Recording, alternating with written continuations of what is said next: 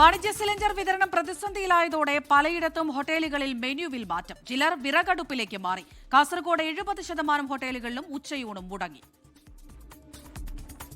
ഗ്യാസിന്റെ ലഭ്യതക്കുറവ് വളരെ ഇതാണ് നമുക്ക് ഉള്ളത്. കാരണം വെച്ചാൽ ഓരോ ദിവസം ഓരോ കടകൾ പൂട്ടിക്കൊണ്ട് വരികയാണ്. നമുക്ക് കട ഇനി മുന്നോട്ട് തുറന്ന് പ്രവർത്തിക്കാൻ കഴിയില്ല. സിലിണ്ടറിൽ കിട്ടാതില്ലാത്തത് കൊണ്ട് നമ്മൾ ഈ ഹോട്ടലിലെ ഓരോ സാധനങ്ങൾ മെനുകൾ കുറയ്ക്കുകയാണ്.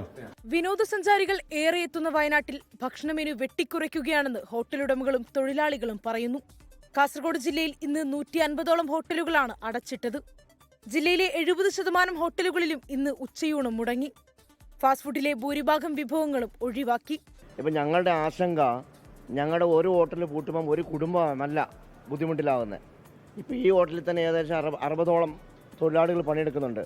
ഈ 60 തൊഴിലാളികളുടെയും കുടുംബം കൂടെയാണ് പട്ടിണിയിലാകുന്നത്.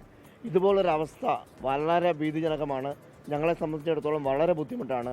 ആത്മഹത്യയുടെ ഒരു മുമ്പിൽ തന്നെയാണ് ഞങ്ങൾ ഹോട്ടൽ വ്യാപാരികൾ ഇപ്പോൾ നിൽക്കുന്നത്. ആലപ്പുഴ ജില്ലയിൽ 25 ഹോട്ടലുകൾ തുറന്നിട്ടില്ല. സിലിണ്ടർ ലഭിക്കാതായതോടെ കാറ്ററിംഗ് സർവീസ് കേന്ദ്രങ്ങളും പ്രതിസന്ധിയിൽ. പലയിടത്തും ജീവനക്കാരെ പറഞ്ഞുവിട്ടു. ഇന്നലെ ഒരു 10ഓളം ഹോട്ടലുകൾ ഓൾറെഡി തുറന്നിട്ടില്ല. ഇന്ന് ലഭ്യമായ അറിവനുസരിച്ച് ഒരു 20-25ഓളം ഹോട്ടലുകൾ തുറക്കുന്നില്ല എന്നാണ് നമുക്ക് രാവിലെ അറിയാൻ സാധിച്ചത്. 3200 കാറ്ററിംഗ് കേന്ദ്രങ്ങളാണ് കേരളത്തിലുള്ളത്. 4 ലക്ഷം പേരുടെ ഉപജീവന മാർഗവുമാണിത്.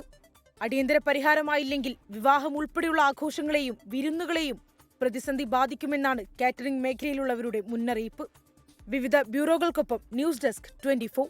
ലോകത്തെവിടെയായാലും ഏത് സമയത്തും 24 വാർത്തകളും ഓഗ്മെന്റഡ് റിയാലിറ്റി പാക്കേജുകളും എക്സ്പ്ലെയിനറുകളും വിശദമായി കാണാൻ ഞങ്ങളുടെ യൂട്യൂബ് ചാനൽ നിങ്ങൾക്ക് സബ്സ്ക്രൈബ് ചെയ്യാം.